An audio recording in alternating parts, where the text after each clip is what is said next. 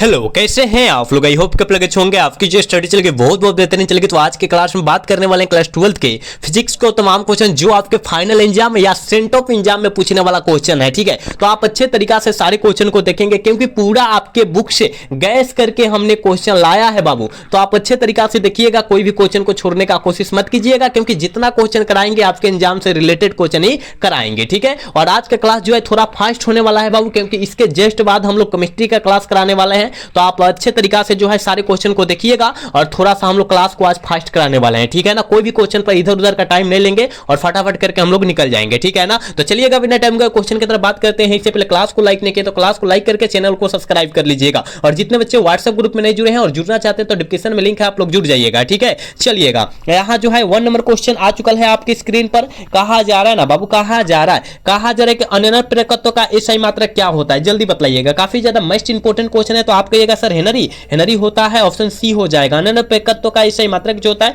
Henry होता है। और पूछा जाएगा 1 हेनरी बराबर जो होता है कितना होता है, 10 के पावर 3 mH होता है, याद रखिएगा। ठीक है बाबू, चलिएगा अगला क्वेश्चन की तरफ बात करते हैं। 2 नंबर क्वेश्चन का आंसर बतलाइएगा। कहा जा रहा है विद्युत चुंबकीय प्रेरण की घटना का आविष्कारक कौन थे। विद्युत चुंबकीय प्रेरण की घटना का आविष्कारक जो थे, याद रखिएगा बाबू, माइकल फैराडे साहब थे। ऑप्शन बी वाला सही हो जाएगा। 2 का ऑप्शन जो बाबूगा वी टिक कर रहा है बिल्कुल सही होगा। याद रखिएगा हम लोग कोई भी क्वेश्चन पर टाइम नहीं लेंगे, फटाफट करके निकल जाएंगे। ठीक है, चलिएगा 3 नंबर क्वेश्चन में कहा जा रहा है लेंज का नियम पालन करता है। लेंज का जो नियम पालन करता है ऊर्जा संरक्षण का सिद्धांत पालन करता है। ऑप्शन सी हो जाएगा, याद रखिएगा। कल के एग्जाम में आप गर्दा करके आ जाइएगा। ठीक है, चलिएगा यहां जो है 4 नंबर क्वेश्चन में कहा जा रहा है कि 20 cm और 40 cm फोकस दूरी वाले दो लेंसों के संयोजन के समतुल्य लेंस की क्षमता क्या होगी। संयोजन मतलब दोनों को आपस में जुड़ना है और उसके बाद क्षमता उसका निकाल देना है बाबू। तो उसका आंसर निकल के आ जाएगा अढ़ाई डाइऑप्टर। देख लो, निकाल कर देख लो इस सूत्र पर। ठीक है, P1 + P2 है ना, इस सूत्र पर निकाल कर देख लो आप लोग। ठीक है,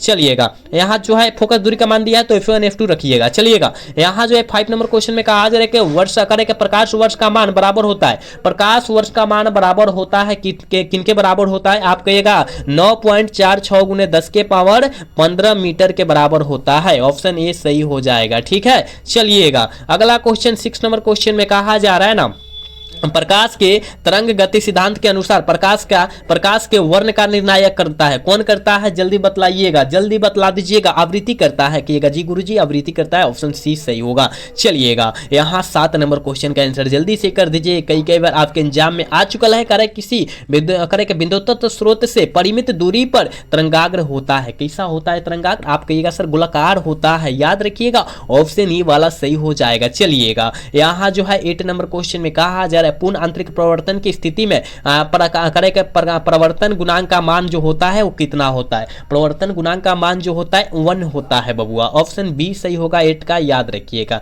चलिएगा यहाँ 9 नंबर क्वेश्चन में कहा जा रहा है निम्नलिखित में से किसका अपवर्तनांक सबसे अधिक होता है। हीरा का अपवर्तनांक सबसे अधिक होता है, कितना होता है बाबू, 2.42 होता है, याद रखिएगा। ठीक है, हम जितना क्वेश्चन बतला रहे हैं उस क्वेश्चन को याद रखिए। कहा जा रहा है कि 2 उत्तल लेंस परस्पर संपर्क में रखे गए हैं। समतुल्य लेंस की क्षमता जो हो जाएगी वो क्या हो जाएगी, तो दोनों उत्तल लेंस ही होगा, याद रखिएगा। जो दोनों को जब प्लस में जोड़ेंगे तो उसका मान प्लस में आएगा ना, तो वही बात होगा। चलिएगा 11 नंबर क्वेश्चन में कहा जा रहा है एक लेंस की फोकस दूरी 20 डाइऑप्टर 20 cm है तो इसकी क्षमता जो हो जाएगी क्या हो जाएगी, P बराबर 100 बटा कितना होता है, F होता है। तो देखिए तो ना यहाँ 100 लिखो, क्या लिखो बाबू, यहाँ 100 लिखो। 100 बटा F का मान 20 दिया है। जब काटेंगे तो 5 डाइऑप्टर आएगा कि नहीं आएगा, आ जाएगा बिल्कुल। कहां दिया है देखो तो 5 डाइऑप्टर ऑप्शन डी में दिया है। ऑप्शन डी सही होगा 11 का। ठीक है, 11 का ऑप्शन डी होगा, याद रखिएगा। चलिएगा बबुआ अगला क्वेश्चन की तरफ बात करते हैं और 12 नंबर क्वेश्चन का आंसर फटाफट कर दीजिए। कहा जा रहा है कि कांच से हवा में प्रवेश करते समय किस प्रकाश का क्रांति कोण सबसे कम हो जाता है। तो आप रखिएगा का आंसर, कहिएगा सर बैगनी रंग का सबसे कम हो जाता है, सबसे अधिक लाल रंग का होता है, पता है ना, याद रखिएगा। ऑप्शन डी होगा। चलिएगा यहाँ 13 नंबर क्वेश्चन में कहा जा रहा है कि प्रकाश वर्ष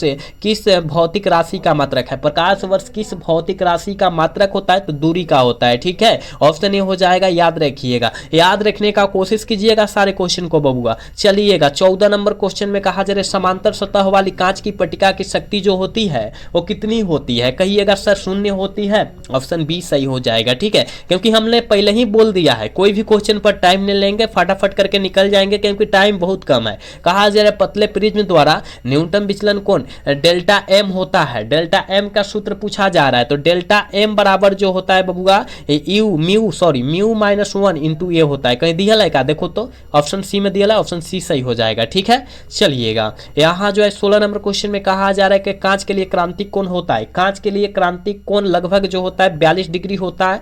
ऑप्शन डी सही हो जाएगा, और जो बचवा डी टिक है बिल्कुल सही होगा। चलिए अगला क्वेश्चन, यानी 17 नंबर क्वेश्चन में बाबू कहा जा रहा है कि व्यक्तिकरण की घटना का आविष्कार का कारण है। व्यक्तिकरण की घटना का कारण जो है क्या है, कालांतर है। ठीक है, ऑप्शन ए हो जाएगा, ए हो जाएगा। ठीक है, चलिएगा 18 नंबर क्वेश्चन का आंसर जल्दी बतलाइएगा। कहा जा रहा है हाइगेंस के अनुसार प्रकाश की तरंग होती है। हाइगेंस के अनुसार प्रकाश की तरंग यांत्रिक अनुप्रस्थ होती है। ऑप्शन बी सही हो जाएगा। ठीक है, चलिए 19 नंबर क्वेश्चन का आंसर जल्दी से करिएगा। कहा जा रहा ना, प्रकाश के कणिकाओं सिद्धांत के प्रतिपादक थे। प्रकाश के कणिकाओं सिद्धांत के प्रतिपादक जो थे न्यूटन साहब थे। बिल्कुल ऑप्शन बी हो जाएगा, इसका याद रखिएगा। 20 नंबर क्वेश्चन का आंसर जल्दी बतलाइएगा बबुआ। कहा जा रहा है कि साबुन का बुलबुला सूर्य के प्रकाश के रंगीन दिखाई देता है। इसका कारण क्या है, इसका कारण जो होता है प्रकाश का व्यक्तिकरण होता है। बिल्कुल ऑप्शन सी होगा 20 का, याद रखिएगा। 21 नंबर क्वेश्चन की तरफ बात करेंगे।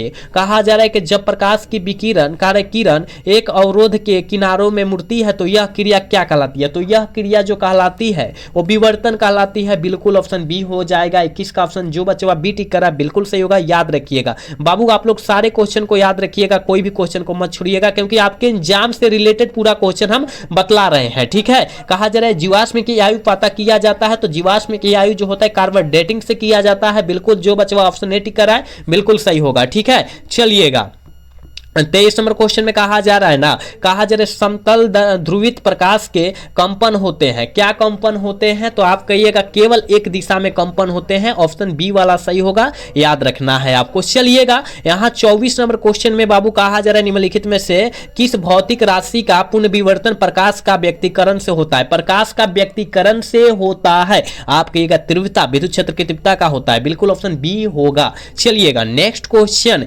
यानी 25 नंबर क्वेश्चन में कहा जा रहा है ना, फोटो इलेक्ट्रिक प्रभाव में प्रकाश विद्युत धारा स्वतंत्र होता है। प्रकाश विद्युत धारा स्वतंत्र जो होता है वो किसका स्वतंत्र होता है, तो याद रखिएगा आपतित प्रकाश की आवृत्ति से होता है। बिल्कुल ऑप्शन डी होगा, याद रखिएगा। चलिएगा 26 का आंसर जल्दी बतलाइएगा। कहा जा रहा है एक ही तरंगदैर्घ्य के इलेक्ट्रॉन तथा फोटोन की कौन सी भौतिक राशि समान रहती है। काफी ज्यादा मस्ट इंपोर्टेंट है, कल के क्लास में शायद हमने कराया था फिजिक्स का क्वेश्चन, आप लोग देखा ही नहीं है ना, तो संवेग समान रहता है। बिल्कुल ऑप्शन सी होगा, याद रखिएगा। चलिएगा नेक्स्ट क्वेश्चन, यानी 27 नंबर क्वेश्चन का आंसर बतलाइएगा। कहा जा रहा है कि पूर्ण तरंग दृष्ट कारक के रूप में होता है। दृष्ट कारक के रूप में क्या होता है, पूर्ण तरंग पूछा जा रहा है, तो यह जो होता है 2 गो डायोड होता है। बिल्कुल ऑप्शन ए हो जाएगा 27 का, याद रखिएगा। 28 नंबर क्वेश्चन में कहा जा रहा है इलेक्ट्रॉन वोल्ट द्वारा मापा जाता है। इलेक्ट्रॉन वोल्ट द्वारा क्या मापा जाता है, किसको मापा जाता है, तो ऊर्जा को मापा जाता है। बिल्कुल ऑप्शन डी हो जाएगा बबुआ, याद रखिएगा आप लोग। चलिएगा यहाँ 29 नंबर क्वेश्चन में कहा जा रहा है ना, प्रकाश विद्युत सेल, प्रकाश विद्युत सेल याद रखिएगा प्रकाश को विद्युत में बदल देता है। बिल्कुल ऑप्शन बी हो जाएगा, याद रखना है आपको। ठीक है बाबू,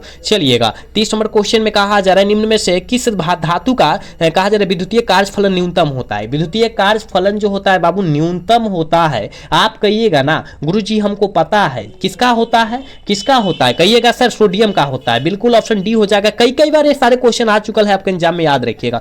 कहा जा रहा है ना रेडियो सक्रियता का मात्रक क्या होता है, बहुत इंपॉर्टेंट क्वेश्चन है। ठीक है, रेडियो सक्रियता का मात्रक क्यूरिक होता है। बिल्कुल ऑप्शन बी होगा, याद रखना। चलिएगा 32 नंबर क्वेश्चन में कहा जा रहा है किसी परमाणु का नाभिक बना होता है इलेक्ट्रॉन और प्रोटॉन से बना होता है। याद रखिएगा ऑप्शन डी में दिया है, ऑप्शन डी सही हो जाएगा। ठीक है ना बाबू, ऑप्शन डी सही होगा 32 का, याद रखिएगा। ठीक है, चलिए बढ़े अगला क्वेश्चन की तरफ। अगला क्वेश्चन 33 नंबर क्वेश्चन कहा जा रहा है रीड वर्ग नियतांक का एसआई मात्रक क्या होता है। रीड वर्ग नियतांक का एसआई मात्रक जो होता है मीटर इनवर्स होता है। ठीक है, ऑप्शन ए सही होगा, 33 का ऑप्शन ए होगा, याद रखिएगा। चलिएगा 34 नंबर क्वेश्चन में कहा जा रहा है नाभिक का त्रिज्या की कोटि होती है। काफी ज्यादा मस्ट इंपोर्टेंट क्वेश्चन, आप इसको याद रखिएगा। नाभिक की त्रिज्या की कोटि जो होती है वो याद रखिएगा 10 के पावर -15 मीटर के बराबर होती है। ऑप्शन बी वाला सही होगा, 34 का, याद रखिएगा। चलिएगा इसका आंसर बतला दीजिएगा। कहा जा रहा है कि हाइड्रोजन स्पेक्ट्रम में जब संक्रमण की उच्च कक्षा से दूसरी कक्षा में होता है तो प्राप्त क्या होता है। उच्च कक्षा से दूसरी कक्षा में जब होगा तो क्या प्राप्त होगा, कहिएगा बामर श्रेणी। बिल्कुल ऑप्शन बी हो जाएगा 35 का, याद रखिएगा। चलिएगा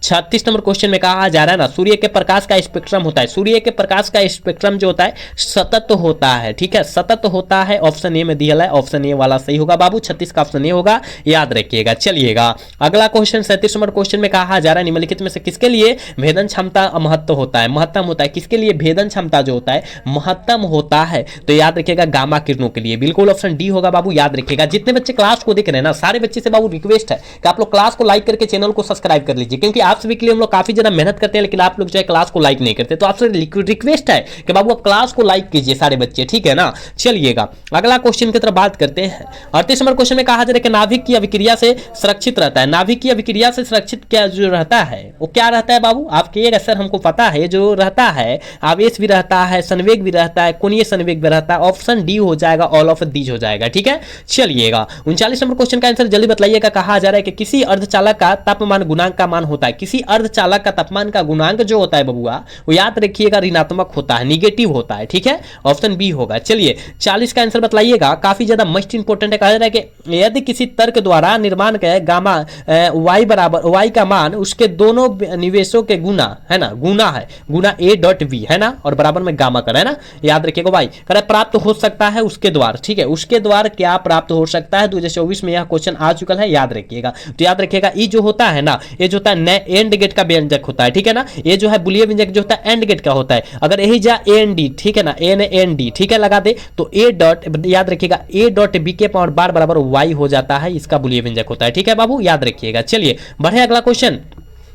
काजर दशमलव करके दशमलव अंक पद्धति की संख्या 27 की द्विधारी संख्या जो हो जाएगी कितना हो जाएगा, द्विधारी संख्या निकालिए ना, इस तरह निकाल लीजिए फटाफट। 2 से यहाँ 13 26, यहाँ 1 हो गया, यहाँ 2 से यानी कितना हो जाएगा 1 हो जाएगा, और 7 दूना 14 है ना, 6 हो जाएगा, यहाँ पर कितना 6 हो जाएगा, 6 हो जाएगा। फिर 2 से यहाँ काटो, यहाँ फिर 3 हो जाएगा, यहाँ कट गया है, फिर यहाँ जब काटेंगे तो यानी 1 लगभग में कितना आएगा बाबू, 1 लगभग में आएगा, देखना 1 2 गो 1 आएगा, फिर है 0 आ जाएगा, फिर है 2 गो 1 आ जाएगा, यानी देखो यहां पर देखो 2 गो 1 आ जाएगा, हाई डी ऑप्शन होगा, ठीक है बाबू, ऑप्शन डी होगा, याद रखिएगा, निकाल कर देख लीजिए वहीं पर, ठीक है। चलिएगा 42 नंबर क्वेश्चन में कहा जाए ट्रांजिस्टर के प्रवर्धन गुणांक की इकाई होती है, ट्रांजिस्टर के प्रवर्धन गुणांक की इकाई जो होती है बाबू कितनी होती है, तो याद रखिएगा कि क्या होता है इकाई, मतलब क्या ऐसा मात्रक, मात्रक विहीन होता है बाबू, इसका कोई मात्रक नहीं है, होता है, ट्रांजिस्टर का कोई मात्रक नहीं होता है, ऑप्शन डी होगा, याद रखिएगा। चलिएगा 43 नंबर क्वेश्चन में कहा जा रहा है दाता अपद्रव्य परमाणु के संयोजकता होती है, दाता अपद्रव्य परमाणु की संयोजकता जो होती है 5 होता है, कई बार आपके एग्जाम में आ चुका है, याद रखिएगा। कहा लघु तरंगे का प्रास होता है, लघु तरंगे का प्रास जो होता है लगभग कितना होता है, तो 3 से 30 mH तक होता है, ठीक है, ऑप्शन ए वाला सही होगा, याद रखिएगा। चलिए बबुआ 45 नंबर क्वेश्चन में कहा जा रहा है ना, कहा जा रहा है कि संकरणी का मापन किया जाता है, मापन किया जाता है किनके द्वारा किया जाता है, बिल्कुल डेसिबल के द्वारा किया जाता है, ऑप्शन बी वाला सही होगा, ठीक है। चलिएगा 46 नंबर क्वेश्चन का आंसर बताइएगा। संचार उपग्रह का अपवर्तनांक होता है, संचार उपग्रह का आवर्तकाल जो होता है लगभग कितना होता है, कहिएगा 24 घंटे होता है, सारे बच्चे को पता है। चलिएगा 47 नंबर क्वेश्चन में कहा जा रहा है प्रकाशित तंतु का सिद्धांत होता है, दिया है ना, प्रकाशित तंतु का सिद्धांत जो है वो क्या है बबुआ, याद रखिएगा अपूर्णांतिक परिवर्तन है, ऑप्शन डी सही हो जाएगा, ठीक है। चलिएगा 48 नंबर क्वेश्चन में कहा जा रहा है कि प्रकाशीय तंतु के लिए सामान्य क्रांतिक कोण का मान होता है, सामान्य क्रांतिक कोण का मान जो होता है लगभग कितना होता है, तो याद रखिएगा लगभग 77 डिग्री होता है, ऑप्शन डी सही होगा, 48 का ऑप्शन डी होगा, याद रखिएगा। चलिएगा 49 नंबर क्वेश्चन का आंसर जल्दी बताइएगा कि दार्शनिक संख्या 18 का द्विधारी संख्या बता दीजिए क्या होगा, 18 का द्विधारी संख्या निकालेंगे, 2 से जब कटेगा तो कितना हो जाएगा, यहाँ 0 हो जाएगा, यहाँ 9, यहाँ 2 से काटेंगे, यहाँ 1 हो जाएगा, यहाँ 4 8 हो जाएगा, फिर यहाँ पर फिर जो हो जाएगा कितना हो जाएगा 1 हो जाएगा, ठीक है ना बाबू, यहाँ 0 हो जाएगा, फिर यहाँ 2 हो जाएगा, यहाँ फिर काटेंगे 2 से 0 हो जाएगा, 1 हो जाएगा, 1 2 0 1 2 0 कहीं दियल है, देखो तो 49 का आंसर जल्दी बताओ क्या होगा, कहाँ दियल है, कहाँ दियल है, देखिए तो 1 2 0 ऑप्शन ए में दिया है, देखो ऑप्शन ए में दिया है, देखो दिया है ना, ऑप्शन ए में दिया है, याद रखो। चलो प्रतिघात का ऐसा मतलब क्या होता है, देखिए प्रतिघात का है, प्रतिरोध का है, प्रतिओम का है, प्रतिबाधा का है, उसका ऐसा मतलब ओम होता है, ठीक है बाबू, ऑप्शन ए हो जाएगा, तीनों का याद रखिएगा हम जो बतलाए हैं तो, ठीक है। चलिएगा अगला क्वेश्चन 51 नंबर क्वेश्चन में कहा जा रहा है कि तप्त तार एमीटर मापा जाता है प्रत्यावर्ती धारा का, तप्त तार एमीटर मापा जाता है प्रत्यावर्ती धारा का मूल और वर्ग मान में मापा जाता है, बिल्कुल ऑप्शन सी होगा बाबूआ, याद रखिएगा। चलिए यहाँ 52 नंबर क्वेश्चन में कहा जा रहा है कि यांत्रिक ऊर्जा को विद्युत ऊर्जा में बदलने वाला यंत्र क्या कहलाता है, यांत्रिक ऊर्जा को विद्युत ऊर्जा में बदलने वाला यंत्र जो बाबू कहलाता है वो जो है डायनोमो, ठीक है, याद रखिएगा, ऑप्शन बी हो जाएगा। चलिएगा अगला क्वेश्चन 53 नंबर क्वेश्चन का आंसर जल्दी बताइएगा कि 1/LW की इकाई क्या होती है। 1/LW की इकाई जो होती है याद रखिएगा किससे कोई भी इकाई नहीं होता है, किसी का भी इकाई नहीं होता है, यह भी मात्रक विहीन होता है। ठीक है, चलिएगा।